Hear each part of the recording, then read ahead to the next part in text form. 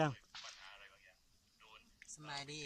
วิดีโอจะถือโพสต์ลงใน YouTube เลยเด้อจะเกี่ยมไปเบิ่งนี่อีก10 ปีหลังนี่บ่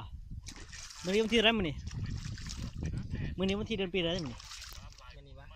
แม่นวันที่ว่าวันที่อะไรก็ได้นี่เท่าไหร่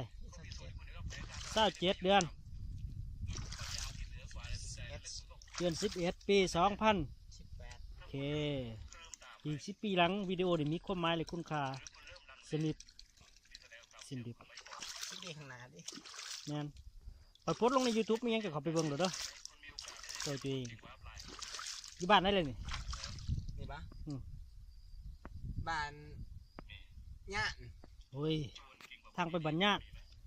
ยังก็ตามมันก็สิเป็นบ้านน้องแก่คือเก่าเมืองยังเมืองลาวงามแขงสารวัตรโอ้มาแต่สุขุมมาเดินทางมาไกลขนาดแม่นแล้วปัจจุบันนี้เฮ็ดเวียกยังข้างเส้นบ่แม่นปัจจุบันเฮ็ดข้างเส้นแล้วก็สิเฮ็ดข้างเส้นต่อไปและปัจจุบันนี้ฮอดใส่ได้บรรลุปัจจุบันบรรลุตำแหน่งว่าที่ผู้จัดการนั่นก็คือ22%โอ้